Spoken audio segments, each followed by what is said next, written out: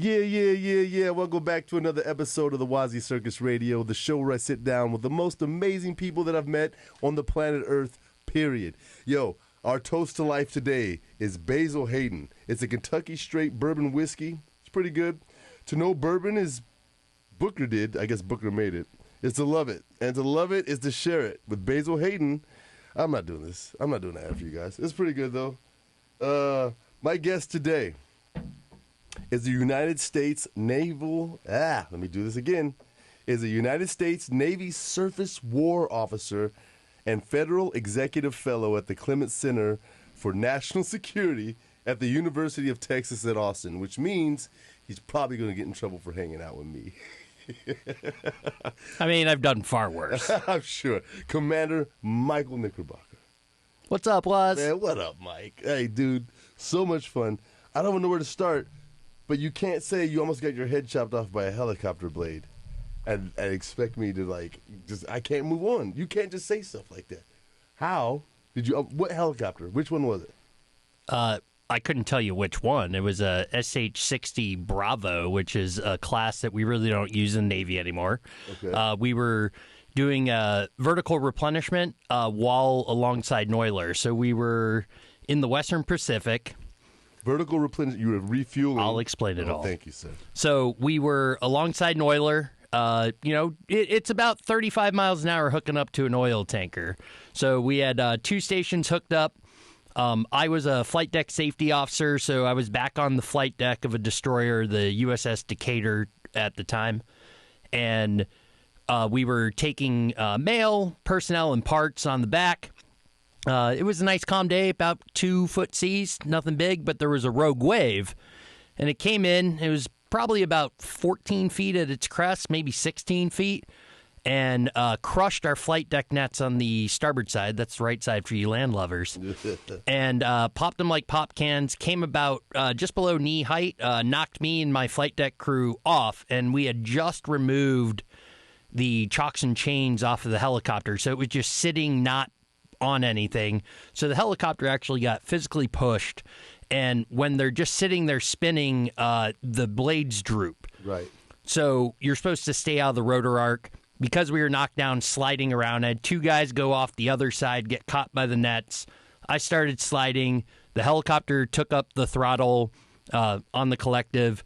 Blades whoosh up, and then I got spun around and pushed to the front of the flight deck. They cleared off of the deck, and then we reset and assessed the damage.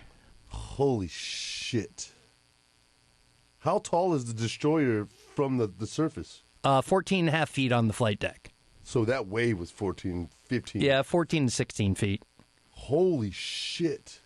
A rogue wave? Is there no warnings for that? It just No, not really. I mean, it was a relatively calm day, so sometimes you just don't see them coming. And there's not much you can do when you're hooked up to another ship. Man, as a land lover, I've seen the nets when we walk down to Lexington. I thought that was for, people committing suicide. I didn't think it was for people, getting washed over. Yeah, so I had a friend who was a shooter, the yellow-jacketed guys that you see in the upcoming movie Top Gun. Yeah. And he actually was in an area, they had a backfire on an engine, and he got blown off of the flight deck and was caught by the nets. That's fucking I think that was on Truman. Intense. So people get blasted off the decks. Yeah, that's why we have nets to catch people. I mean, I wouldn't say a lot. I mean, it happens. Enough to net the whole boat? Well, yeah. Remember, though, there's always something in there because somebody died. Remember, that's like the Navy and aviation is, even if it happens once, we just don't want it to happen again. Or to mitigate the risk. Holy shit. Holy shit. And the helicopter was able to pull away. Yeah. So was that in your beginning of your Navy career? Yeah, that was 2008. Yeah, 2008. Oh, yeah, you're 17 years in. I am. That's cool, man. Have you loved every second of it? No, I've hated most of it, I mean, to be fair. But if you're not a bitchin' sailor, you're not a happy sailor. All right. Oh, man. I don't like being on boats like that, dude. You know, it's interesting because I never really thought I was. I never intended to go into the Navy. I thought I was going to go in the Army like my father. Uh-huh. And then I went into ROTC as a naval guy. Went on a submarine for 5 weeks, hated it, so I tried to go into the Marine Corps, but then that didn't wind up working out. And then I've been trying to find for 17 years how to not be on ships. But now I've done 5 of them, 6 deployments, and 17 years. So obviously I'm not good at quitting. You fucking ran from the submarine and got sucked back. The Marines were like, nah, so you went back to the Navy? Obviously. Yeah.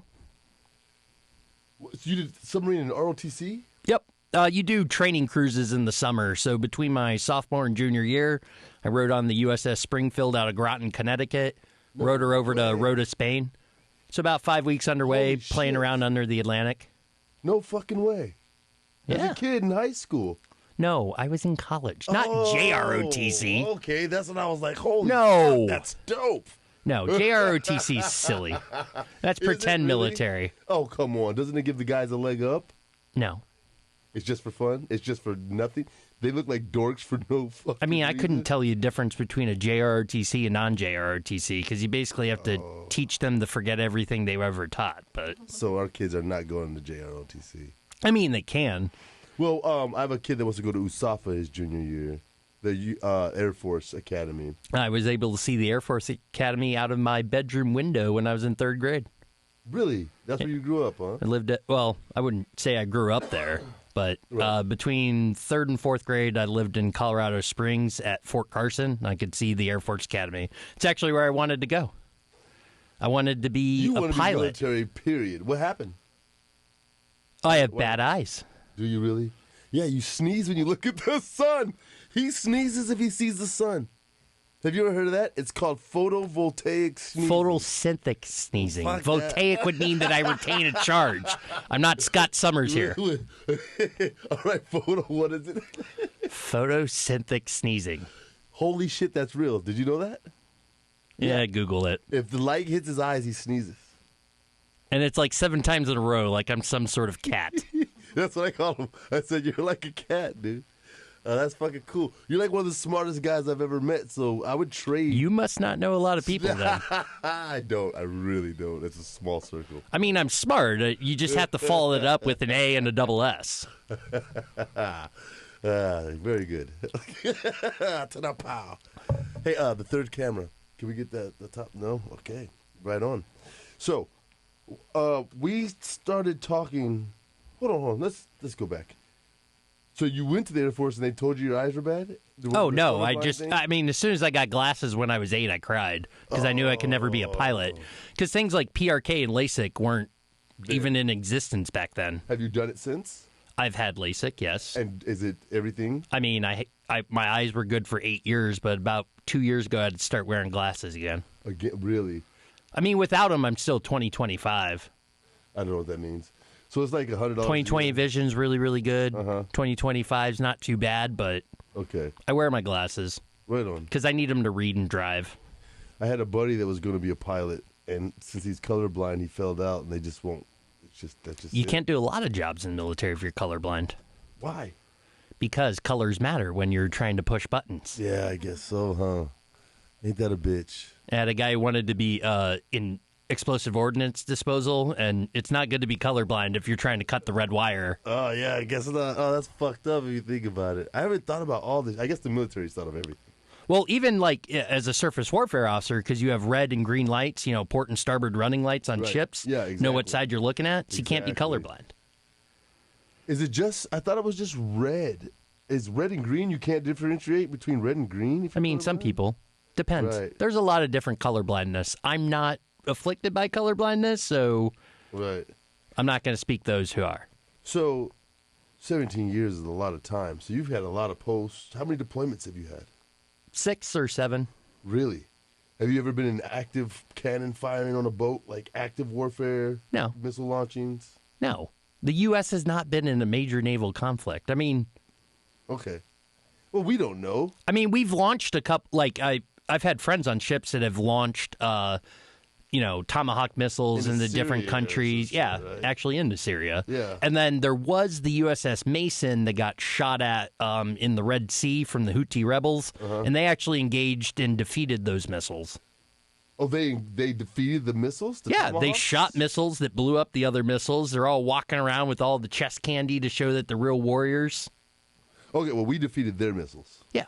Oh, okay. Yeah, they shot some missiles at our ship. USS Mason blew them up. And did we retaliate? No. Why? I think we did wind up hitting some sort of site. But, well, when you have dispersed rebel groups, what are you actually going to attribute to?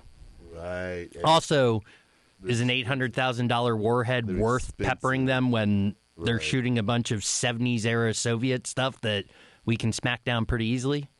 They're still... okay, the Houthi rebels. So there's still Soviet-area shit just floating around the Middle East? I bet all over the world. Really? I mean, remember, the Soviet Union was one of the largest weapons exporters, and then even after the collapse, basically all that excess surplus was just pushed off by the Russian Federation to restart their economy and, pad the pockets of oligarchs. So that's why the AKs or the Kalashnikovs are so prevalent, is because that push after the war. That makes sense. Remember, nobody sells more guns than the U.S. except the USSR. Really? I didn't think they made more guns than us, but I've had a Kalashnikov, so that's that's crazy. I had a Waz 10, which is the Romanian version, but... Right on. Yeah, we were kids in Arizona, and there were a lot of guns in Arizona. There still are. Yeah. I'm from the Upper Peninsula of Michigan. Is there a lot of guns there? Oh, there's a lot of guns. In Michigan? Yeah, I guess the whole country, huh?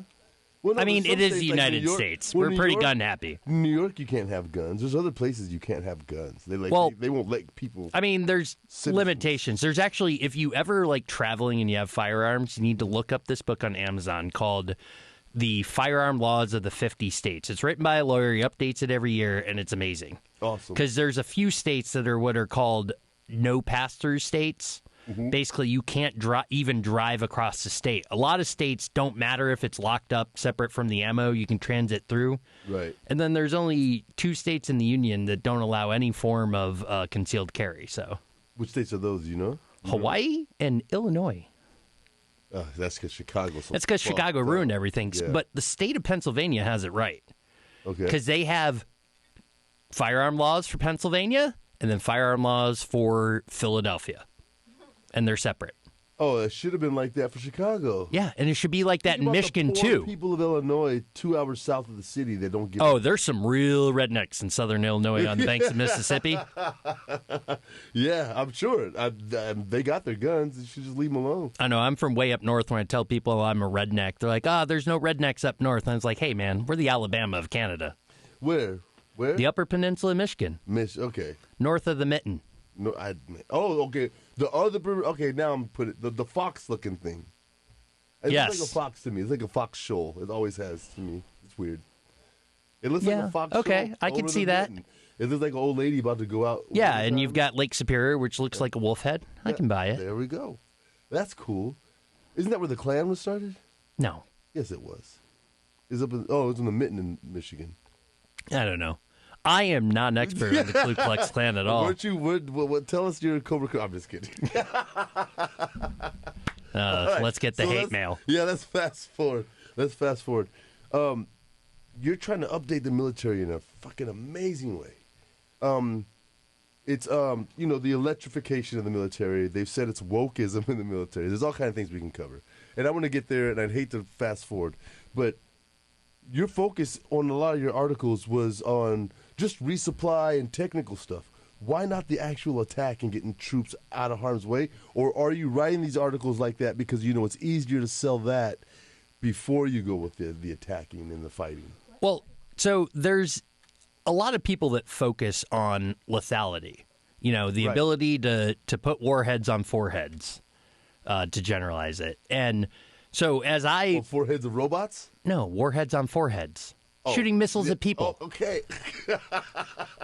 Hey, man, I'm new to this. Okay. I'll get you educated by the end of this. Foreheads. That's fucked up. Yeah, you can keep that one. Okay. Oh, trust me, that's not the most fucked up thing we say on a ship. Oh, I'm sure.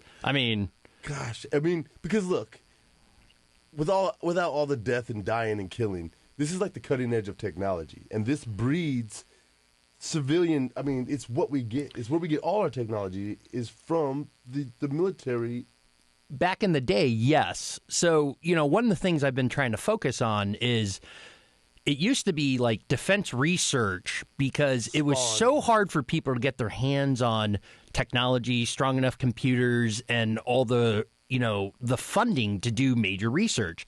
Well, now there's more technological and scientific breakthroughs from the civilian sector than there is from a defense-funded side. And it used to be if you had a great leap in technology, you were like a decade ahead of other forces. Like when you look at the first Gulf War in Iraq, the reason we dominated was because we had night vision optics on Abrams tanks.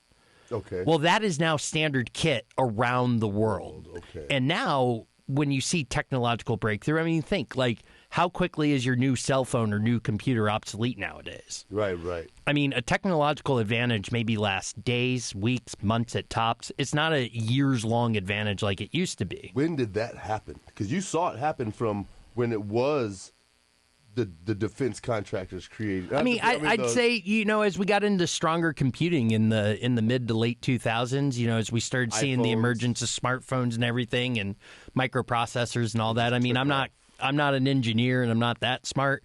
I'm an idea man. I just have to find smart people to go make it happen. Right. But, as I was looking at all these things we're focusing on lethality. We're focusing on trying to find that technological silver bullet to win the wars of the future. And the reality is, as we saw in Afghanistan and as you're seeing right now over in Eastern Europe, is military and technological superiority is worth a lot, but at the end of the day, war is dirty, war is gritty, and war never goes the way you want it to. And, so Americans have been spoiled by thinking that wars end in weeks or months because that's what we were used to from the post-Vietnam era all the way through was things happened quickly. So now we get into Afghanistan, Iraq, you're talking decades of infighting. I mean, just to take Mosul back from Islamic State, it was a 9-month siege. Most Americans don't realize that Mosul took that long to retake from a bunch of ragtag goat fuckers. So you think about like everything else we're doing. So at the end of the day, Why did it take so long? Because war is dirty. War is gritty. I mean, just try to get your kids to get their shoes on in the morning. No matter, even though you know it's going to happen, still takes you longer and you're late to wherever you're going. I mean, it's just human. I mean, when someone's got a reason to fight, they're going to fight and they're going to make it hard. Right. And, so what stretches people out? And so what I've been looking at is logistics. And then I think, when we talk about innovation is not so much about innovation in terms of brand new stuff, but innovation in terms of taking a proven technology and applying it somewhere to create some self-reliance and improve resiliency. And that's kind of what I looked at in my articles with using electric vehicles, because also I'm not saying we need a Abrams tank to be electrified, because it's going to need an 8,000-pound battery to replace 410 pounds of diesel fuel. Right now, technology isn't going to make that feasible. But if you take all the backline stuff, so, your transport trucks that are moving fuel around, tractors that are towing aircraft, and you start electrifying all that, you then free up the fuel reserves that are in a forward base or that are on board a ship to be used for tanks, airplanes, and the other things that can't be electrified or right now aren't even available in some sort of series hybrid motor. That's what frees up resources. Yes, because if you look at the overall dependency upon fuel, when the Hummer got released to the public back in the 90s, it was like, hey, they get 8 miles a gallon. They're not fuel efficient. And most of our vehicles aren't fuel efficient. So once you get into peer level conflict, so let's say we do wind up in a war with China, it's going to be a long war. How likely is that? I mean, I hope it's not likely at all. Right. I've got a lot of opinions on that, but I'm not going to get into it. It'll get us way off course. That's fine. But it's not in their interest or our interest for a full-blown war. But what we are starting to see is warfare is not what we thought it used to be. And so you can look at what's called gray zone tactics or hybrid warfare, and that's where you're seeing a lot of the antagonism of, cyber attacks or having merchant vessels that go out and harass. So if you look up the Chinese maritime militia, it's basically a bunch of fishing boats that just drive around and irritate the fuck out of everybody that's operating, whether they're other navies or their other just civilian mariners doing either fishing or transport. They're just getting in the way. Yeah, they're just out there causing trouble. So, I mean, I hate to get off topic, but what if they took Taiwan?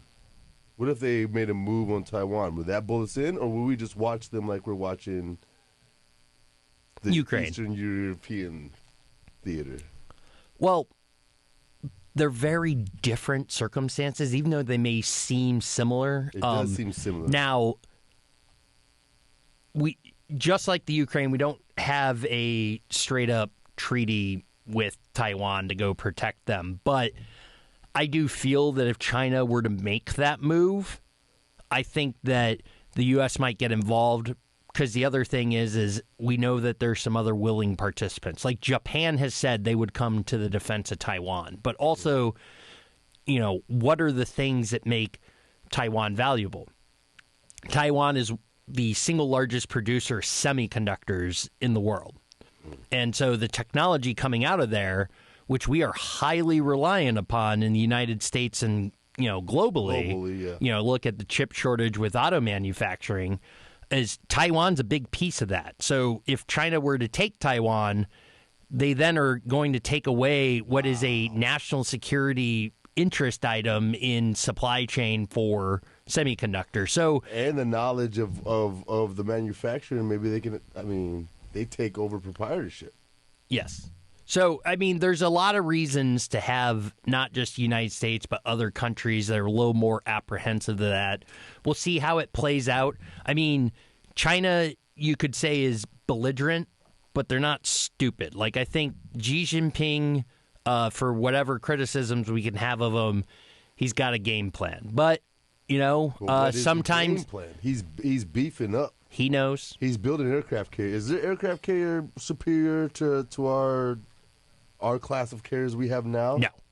Because they have that new one. It's like some mega ship, isn't Yeah, it? Shandong. Yeah. So they've got one built. The second's in the water. They have a third that's under construction. And then we have, what, 12? 12. And they've got, what, 5 total? 3. Oh, just those 3 total. They didn't. I mean, have they're the old planning on expanding like over the next 5 to 10 years, and they're building them at a rate that's faster than what we're building. Like but Honda. our carriers are actually a lot bigger. Theirs are also not nuclear. Okay. So they have some range limitations and a reliance on logistic support ships for gas that our carriers don't necessarily have. But they're trying to become a blue water navy. And I mean, if you want to be a blue water navy and you want to project power globally, you do it with an aircraft carrier. Is our entire carrier strike group nuclear? Or are the other ships, the destroyers, and the other things being refueled while the carrier's nuclear? Yeah, they're being refueled.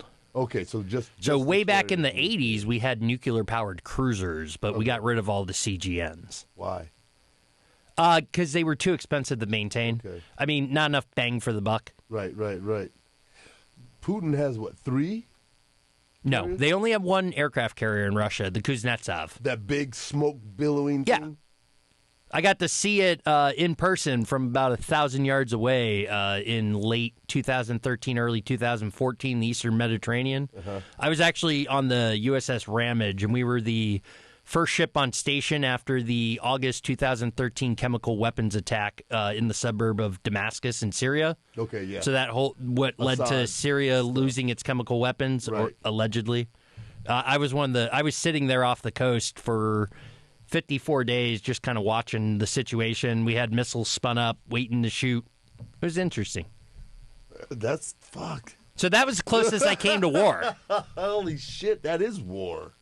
Missiles spun up. I mean, just because you didn't fire, isn't that? Oh, I guess we didn't do anything, did we? No, I mean, Assad's we still told them there. that we're going to try diplomacy. And I mean, really, Russia stepped in and brokered that big deal because Russia didn't want Assad screwing up what Russia wanted. Because if the Assad regime fell and Russia lost access to Syria, then it kind of screws up Russia's plans. Because if you look at what Russia was doing in the Black Sea, they took Crimea because that's where Sevastopol was, and that's their largest naval base in the Black Sea. Okay. So then now you look on the other side of the Black Sea, you go through the Aegean into the Eastern Med, and they've got access to Tartus in Syria. and Latakia. So they have naval facilities there. So they're able to project power on both sides of Turkey, which allows them to continue to have leverage over Turkey from a geopolitical standpoint, which is why, a lot of times Americans will criticize that Turkey's not tough enough on Russia, but Russia's kind of got their balls in a vice and has warships on both sides of them. So, they've got to play that game. Are they a paper tiger? Who? Russia. Well, I mean, we're finding out what they are right now. So are those failures, or is that just the way things? Oh, we're not allowed to talk about the Eastern European. I can be a little light. What I would just say from the generalities is we're seeing what I would say was a lot of bad planning assumptions on the part of the Russians, where they just necessarily thought things were going to go differently, and so approached it from a way that, if they had really red-celled it, kind of tried to devil's advocate what the Ukrainians could do, then they might have proceeded differently. But they had no idea about the intelligence backing and other things that were going to happen the way they, whatever. Yeah, but I'm not going to touch that one. Right. So I see how the backing actually makes it more lethal. If we were to go electric, for the movers, the tractors, the fuel suppliers. Here's a question. Is it easier to automate an electric vehicle than it is a gas-powered vehicle? Is it easier, because it's electric, can you just software it up, or is the same possibility with a gas-powered vehicle? I think it's similar. I don't know. I'm not a mechanical engineer. Right. I would imagine that it would be slightly easier because there's just less calculations to do. That's the big thing about like an electric drivetrain is, it's direct drive. And whereas you're having to go through clutching and everything. So there's, some more difficulties. But, we've proven that autonomous systems work, with ships. Like we have autonomous boats out there that are, complex diesel powertrains. They're actually more complicated than a car in a lot of ways. So really? I don't think it makes a huge difference. Oh, okay. Because one of your articles, you were talking about how it's a modular repair system. Yeah, because, you look at, like, say, a Tesla, and, you have a motor that's attached directly to the axle. And, okay, that motor goes bad, pull the motor, swap it out. You don't then have to, drop the transmission and reconnect all that and, all the other things. You have to disconnect, all the fluids that go to a traditional gasoline engine. So that repair time is longer. And kind of what my argument for getting to electrification of certain vehicles and platforms is, in doing that, I have guys spending less time doing those repairs. Those repairs are needed less frequently with electric vehicles, and all that does is buy me back manpower and maintenance dollars to focus on, combat vehicles like attack aircraft, strike fighters, and tanks. Right. So the question of lethality is kind of like pushed to the side because efficiency allows the lethality to go ahead as it always has. It just has more backing, more fuel. And, any jump we make in, terms of technology with lethality, someone else is going to be right there with us. So, really what I see is you're not going to get so much more advanced in another system that you have that, indisputable technological superiority. So, at the end of the day, what matters is... You said it's not possible? I don't think it is with the rate of technology advancement as we see nowadays. Yeah, because we're not the leaders anymore. The world is the leader, basically. Yeah, and so what one person gets, the other person gets in short order. Mm-hmm. So where I'm trying to focus my research and what I'm advocating for in my different writing is for us to focus on, one, producing more munitions, not worrying about having the most advanced munitions, because I don't need 10 of the world's most sophisticated missiles doing hypersonic and all this stuff, because I can have the same effects if I build 100 dumb missiles and launch them all at the same time. The hypersonic threat, is it over? Do you think it's overblown? No. Oh, fuck. whether you're talking subsonic, supersonic, or hypersonic, it's all a different problem set. Well, it's just the supersonic ones. There's no stopping them. It's minutes of warning and it's over. No, we can shoot down supersonic missiles. Can't they change direction on a dime and just like? Yeah. And we can still track it within those seconds. Yeah. Okay. Well, cool. We have the ability. I'll chill out. It sounds so out of control. And well, the thing is it's a whole lot easier to design something to go really, really fast to hurt somebody. It's much more complicated in designing and building something that is defensive in nature. And what's, interesting if you compare the U.S. Navy to other world navies, our primary focus for years has been on defense. Like, I would say that our anti-ship missiles probably aren't as good as some other countries out there, but our defenses are a lot better. So, I just have to be able to weather the storm, outlast them, and then take them down. Now, all this is good in theory. We haven't really been tested. Sucks. That's a shitty theory. You're just going to sit there and take as many punches as you can, and then hopefully they get tired, then you kick their ass? Well, I'm also shooting at them at the same time. I'm just hoping that I do more damage to them. Right. Like, I'm a very poor swimmer, and my wife's like, well, how is it that you're in the Navy for so long and you can't swim? Right. And I told her, because I focus on other things. Because if I'm having to swim, I have done my other job terribly. Patton always said it's, not to die for your country, make the other son of a bitch die for his. Well, I want to make the other guy swim. That's for your job. That's funny. All right, man. So drone warfare, when will it be robot to robot? That's got to be coming. I mean, I'm pretty sure we saw that on Sci-Fi with Robot Wars years ago. No, but I'm talking DARPA against fucking the Russian, real shit walking around. Real automated, lethal. We've got them. Yeah, I mean, and that's where, I deviate from a lot of people, because I think that there is too much of a focus on trying to make an autonomous lethal platform, whether it's a aircraft that can fly on its own and shoot missiles, or it's a smart munition.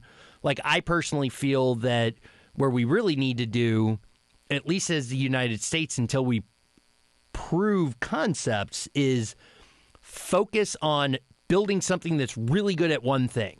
And for me, that's logistics, being able to resupply ourselves in a contested environment. If we can build drones and semi-submersibles or submerged stuff, so, going underwater, on the water, in the air, and be able to get into a area access denial plate, that missile bubble that China and Russia have, and be able to resupply ourselves in that contested area, then the lessons learned, the technology from there will spiral develop into the ability to more effectively deliver a lethal payload. Because if I can get, nudie mags and cigarettes to a Marine, then I can certainly get a warhead to Vlad. Right. So that's kind of where I'm focusing is... Fucking A. You can't say that. Well, I mean, I'm not saying Vladimir Ravanovich Putin. I'm just saying Vlad. That could be anybody. It could be anybody. It could be Zelensky. I got you. So, that's my thing is I feel that, if you look at all the failed programs, look at all the failed programs the U.S. military's had in the years. And I think that's because I don't have access to them. We're shooting for the moon and we're cratering. And, you look at things like the Littoral Combat Ship, the Zumwalt class. These are all things that are billions of dollars, years behind, over budget, and in a lot of cases, the programs have been cut. And just recently, the Navy cut another program that wasn't going the way it wants, and I think it's because we're trying to get too fancy. We're looking for that technological silver bullet instead of just building something that works. It sounds like two things. There's a romanticizing of the technology, right? They want to go this big, and they want to go they want to make a clean war. Right? They want to make it more strategic, but you said war is just terrible. Well, some people want to, have a bedazzled 12-inch cock instead of just doing the dirty work. Someone's got to be the fluffer on the set. All right. So you're trying to get to crack up. Oh, that's funny. But yo, we've had all these sci-fi movies of like the robots going in and scanning the eyeball, looking for the criminal, or like that's out of this world technology, or is it here? What, biometric identification data? Yeah, with like DARPA robots. Well, I mean, we have the technology. We just haven't embedded it in the robots or autonomous systems. But I mean, when it comes to like identification and classification, whether it's people or platforms, like if I'm on a ship right now, I'm able to detect the radiation from another ship. But I won't just tell you that it's, a Russian frigate.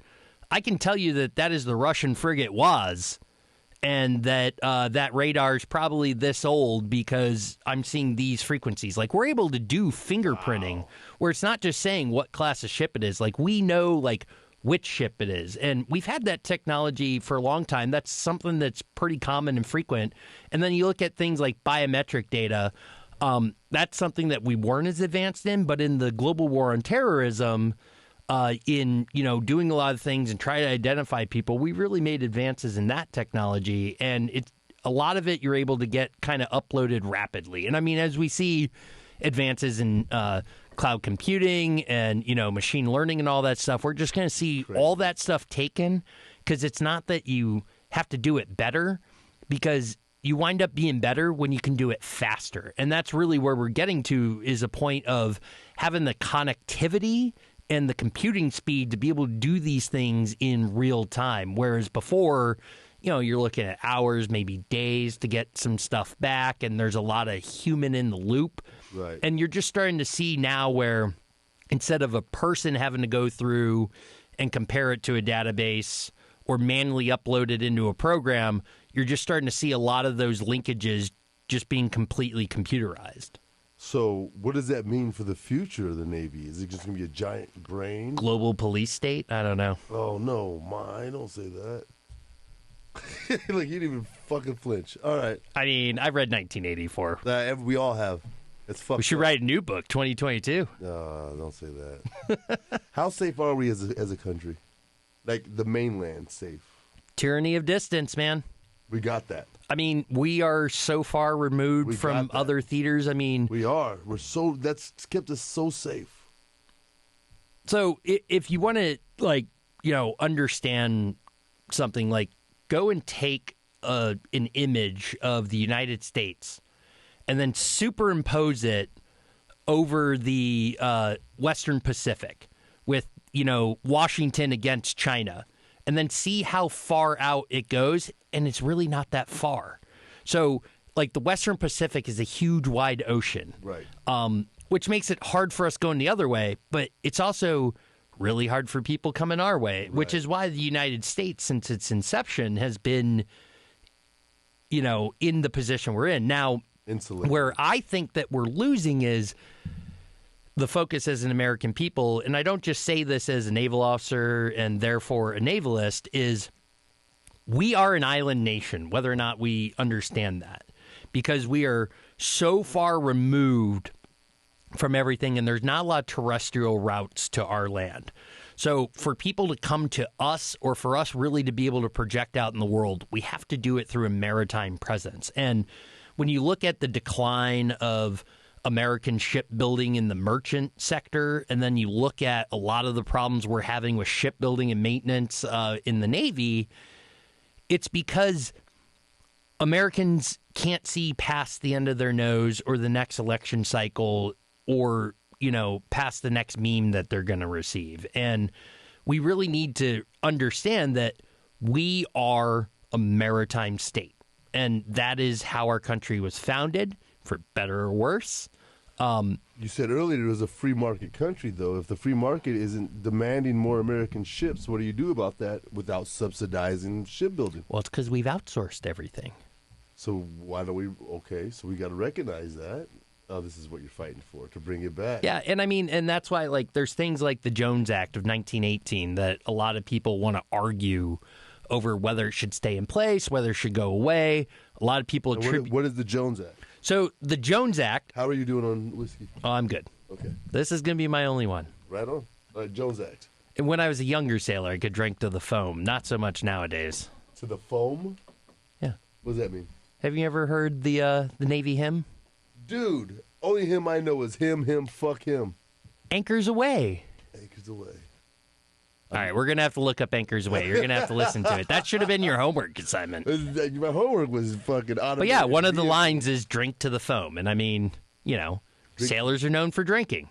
Yeah, what's the foam? The foam, the sea foam? No, the foam of a beer. Head of a beer. Drink to the foam. Oh, okay. Gotcha.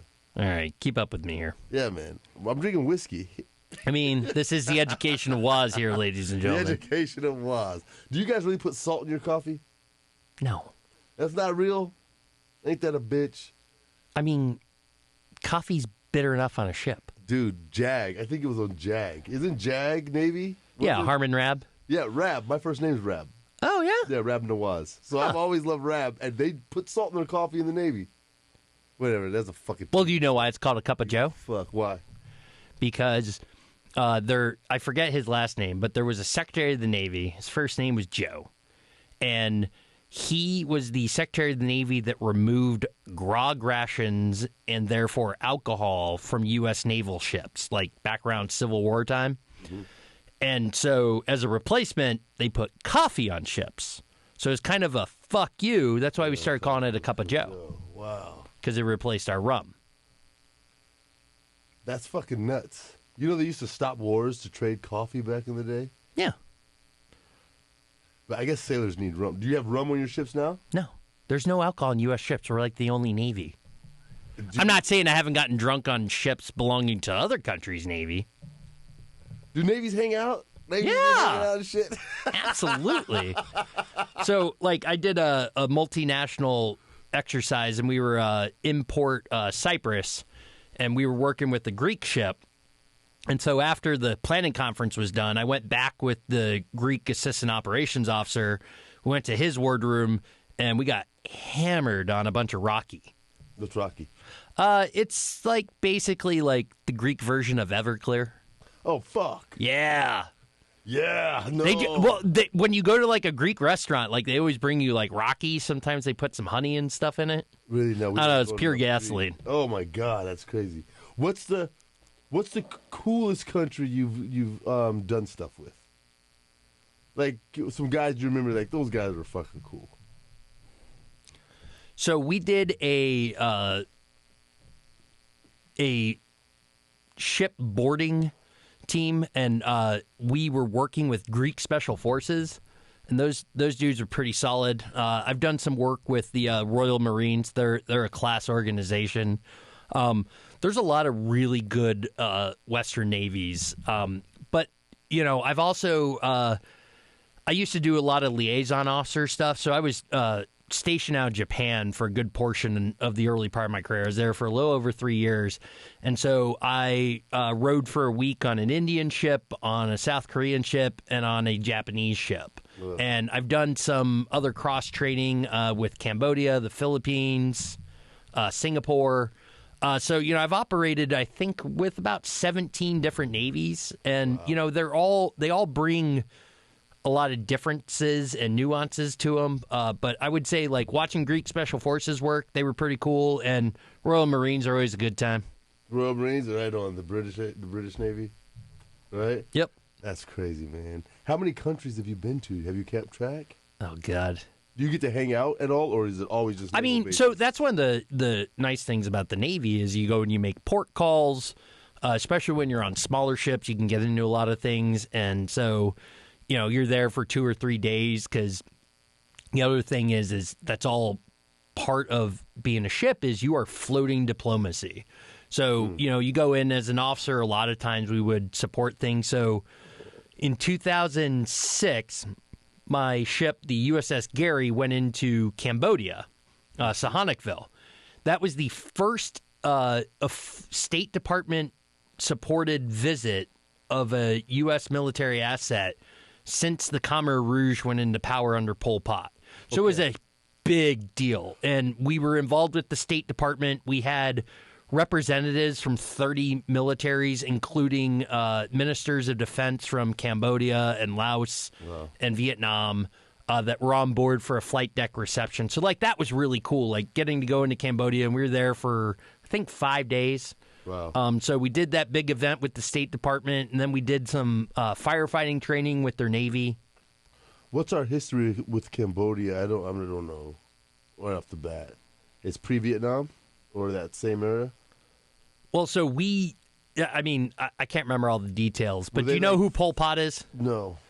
Or the Khmer Rouge? I know. Wait, okay. So the killing fields, right, in outside of Ankara. So basically, were these the French? Were they French? No. colonies? Yeah, they were back in the day. I mean, everything yeah. in Southeast Asia was French at one point in time. So this is them trying to get from under that thumb, and then we backed the French against them, didn't we? No. So when Pol Pot came into power, he basically murdered everyone in Cambodia, Cambodians who he thought could resist his regime, to the tune of, like, I think 2.5 million people. Mm. But we had supported him coming into power, but then quickly... I can't remember if it was he turned his back on us or we were kind of like, well, this isn't what we signed up for. But we're really bad about picking foreign leaders to run other countries. Like, we're horrible. Regime change. Like, if the United States government was on a dating show, you'd be like, why are you going for that asshole? And that's who we pick to run other countries and just goes amok. That's fucking funny, man. Who's the most powerful Navy in the world? Us. By far or just a little bit? Us. Are we going to be able to out-manufacture the Chinese? No. What are we going to do? But we don't have to. Why? Why not? What if so they start that's putting another them out? article I'm working on. And I'm calling it Globalizing Defense of the Global World Order. Okay. Liberal World Order. China is going to outbuild the United States, which is why we need to get other countries. Because, we have that China and Russia don't have a lot of friends. And friends that are powerful. So by leaning on people like South Korea, Japan, or even the Philippines, who are all very good at building ships, we can build a bunch of small ships real fast if we need to plus up numbers. But at the same time, they don't all need to be U.S. warships. And I think they could be UN ships. What's wrong with the UN? What is up with the UN? The UN has long outlived its usefulness, in my opinion. So we just need a new UN of a global order against those. Well, I mean, just the structure of the UN at this point. I mean, let's look at Russia. Russia has a permanent. Have too much fucking power. They have a permanent seat on the Security Council. So they veto everything. So they can veto everything, including they invaded another country and can just be like, "Oh, UN, you can't do anything. We're vetoing this." So the UN, just the way it structured itself and making permanence of certain members of the Security Council with no mechanism to remove them if they violate the terms of the UN. The mechanism needs to be created. But, I mean, look at trying to get, sensible legislation pushed through domestically here in the United States. You think we're going to get a bunch of world leaders to agree to a change of the UN charter? They're already there at the table. It's going to be harder to get them to a new table, do you think? Well, everybody's got their own game, and you can't fault someone. Like, right now, a lot of people want to shit all over India because India is still buying Russian oil and they still have some trade things in pact. But, India's got people pushing up on their borders between China, Pakistan, and, they're trying to, modernize their country and their workforce. Like, they need materials. And they don't have a suitable alternative right now, so to Russia, they're going to keep buying what they're buying because they need it, because they don't have a way to replace it. And so they're not going to come out as strong as other countries and condemn some things, but I'm not going to fault them for that. That's why they're in Austin. Oh, God. Commander, this is fucking awesome. Thank you, sir. This has been super fun. I'm here for you. You're kicking ass. If you want to grab the book, hey, where can people find you? Where do you post? Do you have an Instagram or Twitter or something that you're like active with, or is it just the Hill and major? Well, I don't do a bunch on Instagram. That's all personal stuff. Right. But where I post my articles and everything is I'm on Twitter at Salty Strategist. Okay. And then I'm on LinkedIn, Mike Knickerbocker. And so I post all my stuff there. I love your name, dude. Knickerbocker. I mean, it's almost got my ass kicked at a club in Chicago before. I don't doubt it, man. Hey, thank you for reassuring me on the U.S. Navy's fucking strength globally. And I mean, don't get me wrong. We have a lot of warts, and we have a lot of just dumb, smart people doing stupid things all the time. But guess what? Our dumb, smart people are way better at their job than the smart people in a lot of other navies. And as much as we self-criticize, and, you know, you can read in the media, like, all the problems with the United States Navy. Yeah, I mean, it's real. We've got issues.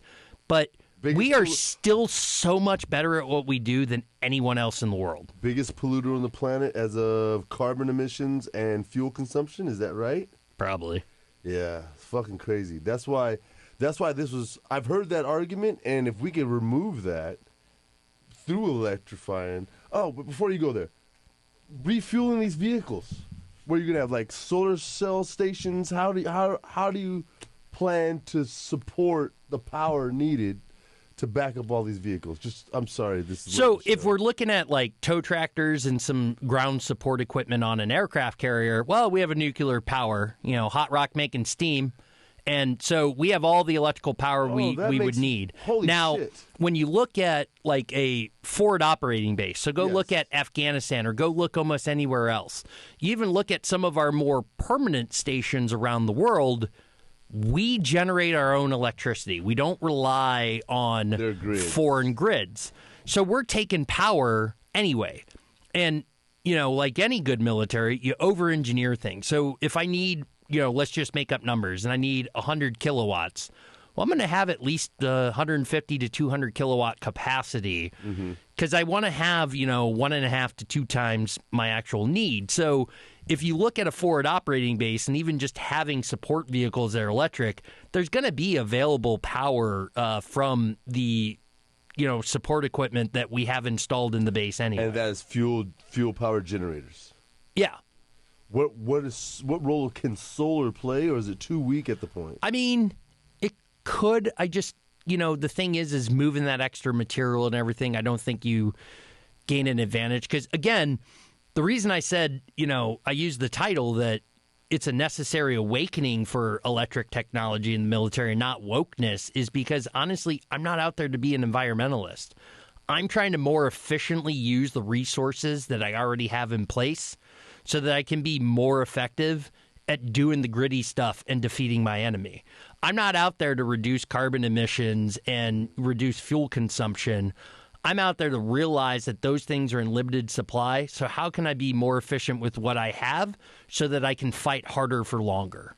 How possible is it for a smaller nuclear reactor for FOBs to run? Well, have you seen that that's one of the things they're working on right now with DARPA? Is it? They're trying to look for these micro reactors to potentially use those to supply foreign bases.